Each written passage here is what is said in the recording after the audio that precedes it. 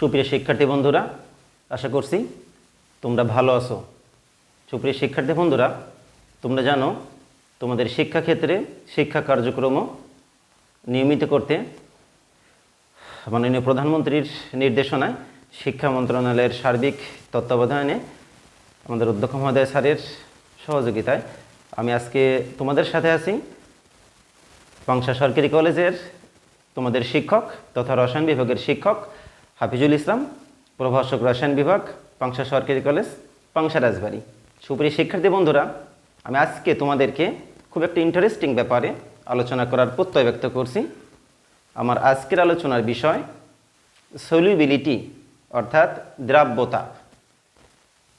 সুপ্রিয় শিক্ষার্থী বন্ধুরা, দ্রাব্যতা বিষয়টা কি, এই বিষয়গুলো যদি আমরা আলোচনা করতে চাই, বিষয়টি সম্পর্কে যদি আমরা ডিটেলস বুঝতে চাই বা জানতে চাই, তাহলে সলিউবিলিটির সাথে অর্থাৎ দ্রাব্যতার সাথে সম্পর্কিত কিছু বিষয় নিয়ে আমাদের জানা দরকার। আমি প্রথমেই তোমাদের একটু ধারণা দেওয়ার চেষ্টা করছি। লক্ষ্য করো, আমরা দ্রবণ বলতে কি বুঝি আমরা? সুপ্রিয় শিক্ষার্থী বন্ধুরা, দ্রবণ হলো দ্রব আর দ্রাবকের একটা সমষ্টিগত মিশ্রণ। এটিকে বলছি আমরা দ্রবণ। অর্থাৎ আমরা দ্রবণ তখনই বলবো যখন দ্রাবকের মধ্যে এমন একটা দ্রব্য থাকবে যে দ্রব্যটা ওই দ্রাবকে সম্পূর্ণরূপে দ্রবীভূত হতে পারবে, অর্থাৎ আয়নিত হতে পারবে। এরকম একটা পদার্থকে আমরা বলছি দ্রবণ। আমরা একটা এরকম সমষ্টিগত একটা মিশ্রণ, অর্থাৎ দ্রব এবং দ্রাবকের যে একটা সুষম মিক্সচার, একটা সমষ্টিগত মিশ্রণ, সেটিকে বলছি আমরা দ্রবণ। অর্থাৎ বলতে চাচ্ছি দ্রবণ দ্রব দ্রাবকের একটা সমষ্টিগত মিশ্রণ, একটা নিবিড় সংমিশ্রণ, এইটিকে বলছি আমরা দ্রবণ। তাহলে দ্রবটা কি? দ্রব হলো দ্রবণের মধ্যে অবশ্যই একটা উপাদান যার পরিমাণ থাকবে কম এবং ওই দ্রবের একটা অন্যতম ক্যারেক্টার থাকবে। দ্রবকে অবশ্যই ওই দ্রাবকের মধ্যে সম্পূর্ণরূপে দ্রবীভূত হতে হবে। এরকম বৈশিষ্ট্য ধারণকারী পদার্থকে আমরা বলছি দ্রব। তা দ্রাবকটা কি লক্ষ্য করো। হ্যাঁ, দ্রাবক দ্রবণের একটা অত্যাবশ্যকীয় একটা উপাদান। দ্রবণে যে উপাদানের পরিমাণটা থাকবে তুলনামূলক পরিমাণে বেশি, এবং দ্রাবকের আরেকটা অন্যতম ক্যারেক্টারিস্টিক্স হলো ওই দ্রবকে সম্পূর্ণরূপে দ্রবীভূত করার ক্ষমতা থাকতে হবে। অর্থাৎ আমি বলছি দ্রবণে যে উপাদানের পরিমাণ বেশি সেটিকে বলছি আমরা দ্রাবক, এবং দ্রাবকের একটা বৈশিষ্ট্য থাকতে হবে ওই দ্রবকে, দ্রবণে যে দ্রব আমি ব্যবহার করেছি ওই দ্রবকে সম্পূর্ণরূপে দ্রবীভূত করতে হবে।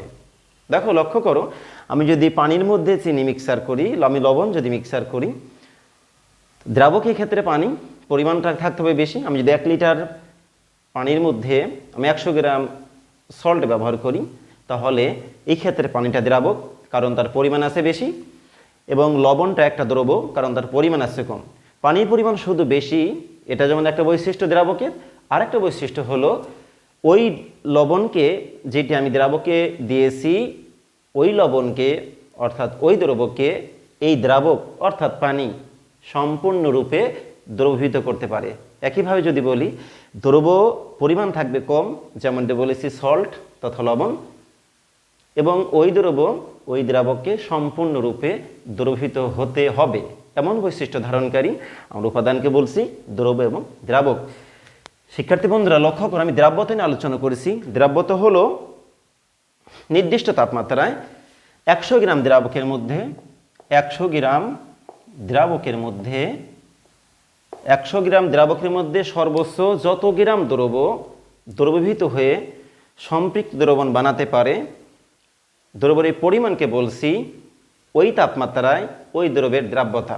আমি আবার বলছি, একটা ফিক্সড টেম্পারেচারের অবশ্যই থাকতে হবে। একটা নির্দিষ্ট তাপমাত্রায় 100 গ্রাম দ্রাবকের মধ্যে দ্রবের যে সর্বোচ্চ পরিমাণ দ্রবীভূত হয়ে সম্পৃক্ত দ্রবণ বানাতে সক্ষম, দ্রবের এই পরিমাণকে, অর্থাৎ এটা অবশ্যই গ্রাম এককে প্রকাশিত পরিমাণকে বলবো ওই তাপমাত্রায়, যেটা আমি আগে ধরে নিয়েছি ওই দ্রবের যে দ্রব্য ব্যবহার করেছি দ্রাব্যতা। আরেকটু যদি আমি ক্লিয়ার করতে চাই, লক্ষ্য করো, অর্থাৎ আমি বলছি আমি 100 গ্রাম নিয়েছি দ্রাবক, 100 গ্রাম কি নিয়েছি লক্ষ্য করো বন্ধুরা, 100 গ্রাম আমি দ্রাবক নিয়েছি, এর মধ্যে আমি ব্যবহার করেছি 25 গ্রাম সোডিয়াম ক্লোরাইড। মনে করো টেম্পারেচারটা ধরে নাও, টেম্পারেচার 30 ডিগ্রি সেলসিয়াস, অথবা আমি এখানে 35 গ্রাম NaCl ব্যবহার করেছি। টেম্পারেচার তুমি যে কোনো একটা ধরে নিতে পারো 25 ডিগ্রি সেলসিয়াস, অর্থাৎ 100 গ্রাম দ্রাবক ফিক্সড। এর মধ্যে আমি সোডিয়াম ক্লোরাইড অর্থাৎ দ্রব যোগ করার পর যখন 35 গ্রাম সোডিয়াম ক্লোরাইড আমি ব্যবহার করছি, যোগ করছি ওই দ্রাবকে, তখন 35 গ্রাম দ্রব 100 গ্রাম দ্রাবকে সম্পূর্ণরূপে দ্রবীভূত হয়ে একটা সম্পৃক্ত দ্রবণ প্রস্তুত করেছে। আমি যদি এখানে 35-এর বেশি দেই, এক্সেস পরিমাণ দ্রব যদি অ্যাড করি, বাকি দ্রবের যে পরিমাণ সেটি তলানিয়াকের অধক্ষিপ্ত হবে। যদি আমি কম পরিমাণ দ্রব ইউজ করি অর্থাৎ বিলো দ্যান 35, তাহলে 35-এর কম যে পরিমাণ দেই, যদি 30 গ্রাম দ্রব ইউজ করি, আমি 5 গ্রাম দ্রব কম দিয়েছি। অর্থ 35 গ্রাম সোডিয়াম ক্লোরাইডকে দ্রবীভূত করার ক্যাপাবিলিটি এই তাপমাত্রায় এই দ্রাবকের আছে। তাহলে দ্রবের যে ম্যাক্সিমাম পরিমাণ এই ক্ষেত্রে 35 গ্রাম, এই 35 গ্রামই হলো NaCl এর দ্রাব্যতা। অর্থাৎ আমি যদি বলি 25 ডিগ্রি সেলসিয়াস তাপমাত্রায় লক্ষ্য করো NaCl এর দ্রাব্যতা 35। এটা দ্বারা কি বুঝি? 25 ডিগ্রি সেলসিয়াস তাপমাত্রায় সোডিয়াম ক্লোরাইডের দ্রাব্যতা 35 বলতে আমি বুঝতে পারছি 25 ডিগ্রি সেলসিয়াস তাপমাত্রায় 100 গ্রাম দ্রাবকের মধ্যে 35 গ্রাম দ্রব যদি আমি ব্যবহার করি, আমি যোগ করি, তাহলে দ্রবণটা হবে সম্পৃক্ত। তখন আমরা বলবো দ্রাব্যতা 35। অর্থাৎ আমি বলছি 100 গ্রাম দ্রাবক ম্যাক্সিমাম যে পরিমাণ দ্রবকে দ্রবীভূত করতে পারে, দ্রবের এই ম্যাক্সিমাম পরিমাণকে বলছি আমরা দ্রাব্যতা। যদি আমি কম দেই তাহলে আমি প্রয়োজনের তুলনায় কম দিয়েছি, যদি আমি বেশি দেই প্রয়োজনের তুলনায় বেশি দিয়েছি। আরেকটা বিষয় লক্ষণীয়, দ্রাব্যতা তখনই বলবো যখন দ্রবণটা হতে হবে সম্পৃক্ত, অর্থাৎ সম্পৃক্ত দ্রবণের বেলায় দ্রাব্যতা শব্দটি আসে। আমি যদি 35 গ্রামের রিপ্লেসে 30 গ্রাম ইউজ করি, 5 গ্রাম আমি কম ব্যবহার করেছি দ্রব, এক্ষেত্রে দ্রবণটা হবে অসম্পৃক্ত। কারণ তার ক্যাপাবিলিটি ছিল 100 গ্রাম দ্রাবকের ক্যাপাবিলিটি ছিল 35 গ্রাম দ্রবকে দ্রবীভূত করা। তুমি সেক্ষেত্রে 30 গ্রাম দ্রব ব্যবহার করেছো, 5 গ্রাম দ্রব তুমি কম দিয়েছো, সুতরাং এই দ্রবণটি হচ্ছে অসম্পৃক্ত দ্রবণ। কাঙ্ক্ষিত পরিমাণ তার থেকে কম ইউজ করেছো দ্রবের পরিমাণ। আমি যদি এবার 35 গ্রাম সোডিয়াম ক্লোরাইডের পরিবর্তে 40 গ্রাম ব্যবহার করি সোডিয়াম ক্লোরাইড, তাহলে বাকি যে 5 গ্রাম অর্থাৎ এক্সেস যে 5 গ্রাম দ্রব সেটি দ্রবীভূত হবে না, পাত্রের তলদেশে অধক্ষিপ্ত হবে। দ্রবণের ক্যাটাগরিটা হবে সুপার স্যাচুরেশন সলিউশন, দ্রবণটা হয়ে যাবে অতিরিক্ত দ্রবণ। তাহলে দ্রাব্যতা কথা আমরা বুঝতে পেরেছি, সম্পৃক্ত দ্রবণের ক্ষেত্রে প্রযোজ্য। শিক্ষার্থী বন্ধুরা আর একটি বিষয় একটু বলে রাখি, দ্রাব্যতা ঘনমাত্রা বিষয় দুটো কিন্তু আলাদা। ঘনমাত্রা বলছি আমরা, লক্ষ্য করো আমি 100 গ্রাম দ্রাবকের মধ্যে যদি আমি 30 গ্রাম ব্যবহার করি সোডিয়াম ক্লোরাইড, সেটাও ঘনমাত্রা। আমি 100 গ্রাম দ্রাবকের মধ্যে 35 গ্রাম যদি যোগ করি সোডিয়াম ক্লোরাইড, সেটি বলছি আমি ঘনমাত্রা। আবার আমি 100 গ্রাম দ্রাবকের মধ্যে যদি 40 গ্রাম অর্থাৎ 35-এর বেশি 40 গ্রাম সোডিয়াম ক্লোরাইড ব্যবহার করি, যোগ করি, তখন হবে ঘনমাত্রা। বাট দ্রাব্যতা বিষয়টা আলাদা। দ্রাব্যতাটা কি? ঘনমাত্রার যে ম্যাক্সিমাম পরিমাণ অর্থাৎ দ্রব ম্যাক্সিমাম যে পরিমাণ দ্রবীভূত হতে পারে সেটাকে বলছি আমরা দ্রাব্যতা। অর্থাৎ দ্রাব্যতা শব্দটি অবশ্যই সম্পৃক্ত দ্রবণের বেলায় প্রযোজ্য। অতিপৃক্ত দ্রবণ বা অসম্পৃক্ত দ্রবণের বেলায় এটি কখনো অ্যাপ্লিকেবল না। আশা করি শিক্ষার্থী বন্ধুরা বুঝতে পেরেছো। তাহলে আমি আবার বলছি, ঘনমাত্রা দ্রাব্যতা আলাদা ব্যাপার। ঘনমাত্রা একটা নির্দিষ্ট পরিমাণ দ্রাবকের মধ্যে আমি দ্রবের যে পরিমাণে ইউজ করি না কেন সেটি ঘনমাত্রা। আর হ্যাঁ, আমি নির্দিষ্ট তাপে 100 গ্রাম দ্রাবকের মধ্যে একটা দ্রবের যে ম্যাক্সিমাম পরিমাণ দ্রবীভূত হতে পারে সেটাকে বলছি আমরা দ্রাব্যতা। যেমনটি উল্লেখ করা, সোডিয়াম ক্লোরাইড 25 ডিগ্রি সেলসিয়াস টেম্পারেচারে ম্যাক্সিমাম 35 গ্রাম দ্রবীভূত হতে পারে। সুতরাং এক্ষেত্রে বলবো 25 ডিগ্রি সেলসিয়াস তাপমাত্রায় NaCl এর দ্রাব্যতা 35। আশা করি বুঝতে পেরেছো। আমি এখন তোমাদের দ্রাব্যতার যে গাণিতিক ব্যাখ্যা সে একটু একটু আলোচনা করছি। লক্ষ্য করো, আমি এখানে উল্লেখ করেছি টি ডিগ্রি সেলসিয়াস তাপমাত্রায় এম গ্রাম দ্রবণে, দ্রবণের পরিমাণ এম গ্রাম দ্রবণের মধ্যে ছোট হাতের এম গ্রাম দ্রব আছে, দ্রবীভূত অবস্থায় আছে। যেহেতু দ্রাব্যতা, অবশ্যই দ্রবটা টোটালি দ্রবীভূত অবস্থায় থাকবে। অর্থাৎ আমি এখানে বলেছি, লক্ষ্য করো আমার দ্রবণটা কত, এম গ্রাম দ্রবণ। এখন দ্রবণ অর্থ কি আমরা লিখি, দ্রবণ সমান লিখি আমরা, লক্ষ্য করো দ্রব যোগ দ্রাবক, আমরা জানি এর পরিমাণটা কত, লক্ষ্য করো এম গ্রাম। অর্থাৎ এম গ্রাম দ্রবণের মধ্যে এম গ্রাম দ্রব আছে, অর্থাৎ দ্রব যেটা আমি বলছি, লক্ষ্য করো দ্রব এইটি রয়েছে এম গ্রাম। তাহলে এখানে লক্ষ্য করো, আমরা যদি এটা ক্যালকুলেশন করি তাহলে দাঁড়ায় দ্রাবক থাকে এম মাইনাস এম গ্রাম। অর্থাৎ এই দ্রাবকের মধ্যে এই পরিমাণ দ্রব আছে। অর্থাৎ আমি যদি বলি m minus m gram, temperature same, m minus m gram দ্রাবকের মধ্যে দ্রব আছে এম গ্রাম, অবশ্যই বলতে পারি সেটা। আমার দ্রবণের পরিমাণ ছিল টোটাল এম গ্রাম, দ্রবণ অর্থ দ্রবযোগ দ্রাবক। সেখানে আমি বলছি এই দ্রবণের মধ্যে এম গ্রাম দ্রবণের মধ্যে দ্রব আছে ছোট হাতের এম গ্রাম, অর্থাৎ দ্রবের পরিমাণ এম গ্রাম। তাহলে আমি দ্রব যদি ক্যান্সেল আউট করি, আমার দ্রাবক থাকে এম মাইনাস এম গ্রাম। এই দ্রাবকের মধ্যে অবশ্যই দ্রব আছে এম গ্রাম। তাহলে আমরা লিখতে পারি নির্দিষ্ট টেম্পারেচারে, লক্ষ্য করো টি ডিগ্রি সেলসিয়াস টেম্পারেচারে এম মাইনাস এম গ্রাম দ্রাবকের মধ্যে দ্রব আছে এম গ্রাম।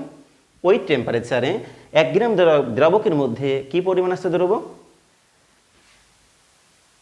তাহলে ওই টেম্পারেচারে 100 গ্রাম দ্রাবকের মধ্যে কি পরিমাণ আছে। শিক্ষার্থী বন্ধুরা, আমরা দ্রাব্যতা শব্দটি যখন বলবো, আমাদের ডিসকাশনে যখন দ্রাব্যতা আসবে, অবশ্যই আমাকে 100 গ্রাম দ্রাবকের মধ্যে কি পরিমাণ আছে সেটা ফাইন্ড আউট করতে হবে। তাহলে আমাদের দ্রাব্যতা নির্ণয়ের যে ইকুয়েশন, ম্যাথমেটিক্যাল যে ইকুয়েশন, সেটি এম মাইনাস এম 100, অর্থাৎ দ্রবের পরিমাণ গ্রাম এককে, দ্রাবকের পরিমাণ গুণ 100। আমরা এই ফর্মুলা ইউজ করে আমরা গাণিতিক সমস্যার সমাধান করতে পারি। আশা করি বুঝতে পেরেছো। লক্ষ্য করো, আমি এখন তোমার ছোট্ট একটা যদি সমস্যার কথা বলি, খেয়াল করো 25 ডিগ্রি সেলসিয়াস তাপমাত্রায় 35 গ্রাম সোডিয়াম ক্লোরাইড দ্রবণকে তাপ দিলে যদি তুমি হিট দাও, তাহলে আমি 20 গ্রাম দ্রব পাই। লক্ষ্য করো শিক্ষার্থী বন্ধুরা, অর্থাৎ যে সোডিয়াম ক্লোরাইডের সলিউশন সেটা ছিল 35 গ্রাম। এই 35 গ্রাম সোডিয়াম ক্লোরাইডকে তুমি যদি হিট দাও 20 গ্রাম পাও দ্রব। দ্রাব্যতা কত? তাহলে আমরা বুঝতেই পেরেছি এখানে দ্রবের পরিমাণ কত, 20 গ্রাম। তাই দ্রাবক কত, 35 থেকে 20 গ্রাম বাদ দাও, কত থাকে 15 গ্রাম। সুতরাং আমরা এক্ষেত্রে লিখতে পারি, লক্ষ্য করো দ্রব যোগ দ্রাবক সমান 35 গ্রাম। তার দ্রবর পরিমাণ, আমি যখন এটাকে হিট দেই, অর্থাৎ তখন এখানে দ্রবণের পানিটা থাকছে না, তোমরা বুঝতেই পারছো, কারণ 100 ডিগ্রি টেম্পারেচারে পানিটা চলে গেলেও সোডিয়াম ক্লোরাইড 100 ডিগ্রি তাপে বাষ্পীভূত হয় না। সোডিয়াম ক্লোরাইড 1465 ডিগ্রি সেলসিয়াস টেম্পারেচারে বাষ্পীভূত হয়, অর্থাৎ 100 ডিগ্রি তাপে শুধু পানিটা এখান থেকে বাষ্প হয়ে চলে যাবে। সুতরাং আমার যেটা থাকবে সেটা অবশ্যই দ্রব, সেটি সোডিয়াম ক্লোরাইড। তাহলে দ্রবের পরিমাণ কত লক্ষ্য করো, দ্রব থাকছে 20 গ্রাম। এখানে লক্ষ্য করো দ্রাবক কয় গ্রাম থাকছে, দ্রাবক থাকছে 15 গ্রাম। তাহলে আমি লিখতে পারি 15 গ্রাম দ্রাবকের মধ্যে, লক্ষ্য করো 15 গ্রাম দ্রাবকের মধ্যে দ্রব আছে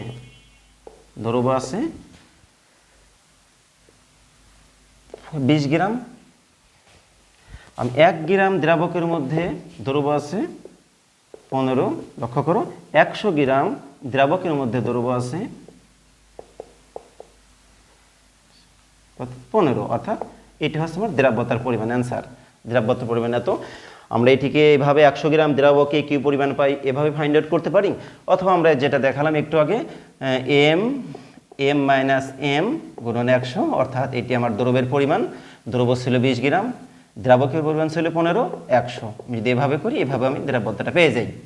এভাবে আমরা দ্রাব্যতার সমস্যাগুলো সমাধান করতে পারি। আশা করি বুঝতে পেরেছো।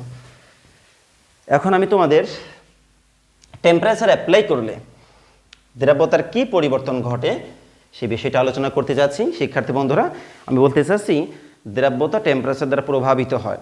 অর্থাৎ আমি যদি টেম্পারেচার অ্যাপ্লাই করি দ্রাব্যতার মানের হ্রাস বৃদ্ধি ঘটে আমরা জানি। তবে দ্রবকে দ্রবীভূত করতে, যদি আমি একটা দ্রাবকে দ্রবীভূত করতে চাই, সেক্ষেত্রে দ্রাবকে দ্রবীভূত করতে প্রাপ্ত তাপশক্তির ধরন বিবেচনায় দ্রাব্যতার উপর তাপমাত্রার 4 ধরনের প্রভাব রয়েছে। নাম্বার 1, যখন দ্রবকে দ্রবীভূত করলে তাপের শোষণ হয়।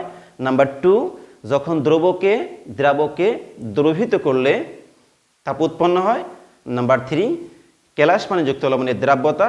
নাম্বার 4, যখন দ্রবকে দ্রবীভূত করলে তাপমাত্রার পরিবর্তন কনস্ট্যান্ট থাকে। এই বিষয়টা আমি বলতে চাচ্ছি। শিক্ষার্থী বন্ধুরা একটু লক্ষ্য করো, প্রথম যেটা বলেছি আমি, যখন দ্রবকে দ্রবীভূত করলে তাপের শোষণ হয় তখন কি ঘটে। আমি যদি টেম্পারেচার অ্যাপ্লাই করি, কিছু সল্ট আছে যেটা টেম্পারেচার শোষণ করে, তাদের বন্ডিংটা ভেঙে বিচ্ছিন্ন হয়ে যায়, তার দ্রাব্যতা ইনক্রিজ করে। তো আমি এক্ষেত্রে বলছি যখন দ্রবকে দ্রবীভূত করলে তাপের শোষণ হয় তখন তার লেকটা কেমন হয় সে কথা আমি বলছি। এক্ষেত্রে দেখো আমরা যে বিভিন্ন সল্টগুলোর কথা বলি, suppose sodium nitrate, calcium chloride, potassium nitrate, potassium dichromate, potassium chlorate, এই জাতীয় সল্ট, বেশিরভাগ সল্টই তাপ শোষণ করে দ্রবীভূত হয়ে যায়। অর্থাৎ আমি প্রথম যেটা বলছি, লক্ষ্য করা, নাম্বার 1, দ্রবকে দ্রবীভূত করলে তাপের শোষণ হয়।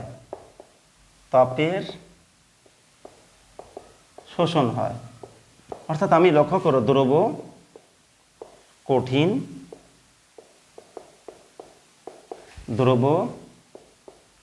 দ্রবীভূত মাইনাস তাপ। অর্থাৎ আমি বুঝতেই পারছি এটি একটি তাপহারী প্রসেস, অর্থাৎ এই পরিবর্তনটা একটা তাপহারী পরিবর্তন। এই ক্ষেত্রে আমরা বলছি দ্রবকে দ্রবীভূত করলে তাপের শোষণ হয়। অর্থাৎ এই ক্ষেত্রে দ্রব সলিড থাকে, টেম্পারেচার অ্যাপ্লাই করলে তারা টেম্পারেচার শোষণ করে টোটালি আয়নিত হয়ে যায়, দ্রবীভূত হয়ে যায়। অর্থাৎ এই ক্ষেত্রে তাপের শোষণ ঘটে। আমরা যে সল্টগুলোর কথা বলছি, sodium nitrate, potassium chlorate, potassium nitrate, potassium dichromate, এই জাতীয় সল্টগুলোর ক্ষেত্রে বেশিরভাগ যৌগই দ্রাবকে দ্রবীভূত করলে তাদের ক্ষেত্রে তাপের শোষণ হয়। একটু লক্ষ্য করো শিক্ষার্থী বন্ধুরা, যদি এই ক্ষেত্রে আমি তাপমাত্রা প্রয়োগ করি, অ্যাপ্লাই করি, তখন কি ঘটনা ঘটে। দেখো, দ্রাবকের মধ্যে দ্রবীভূত হয়ে যাচ্ছে। আমি যদি এখানে টেম্পারেচার প্রয়োগ করি, দেখো এই দ্রবকে দ্রবীভূত হতে হলে তাকে তাপ শোষণ করতে হয়। অর্থাৎ এটি একটি তাপহারী প্রসেস, এখানে তাপের শোষণ হয়, তার মানে এখানে মাইনাস তাপ আমরা এখানে উল্লেখ করেছি। অর্থাৎ সিস্টেমটা একটা তাপহারী সিস্টেম। তো আমরা যদি তাপহারী সিস্টেমে টেম্পারেচার যদি অ্যাপ্লাই করি তাহলে অবশ্যই ওইটি দ্রবীভূত হয়ে যাবে।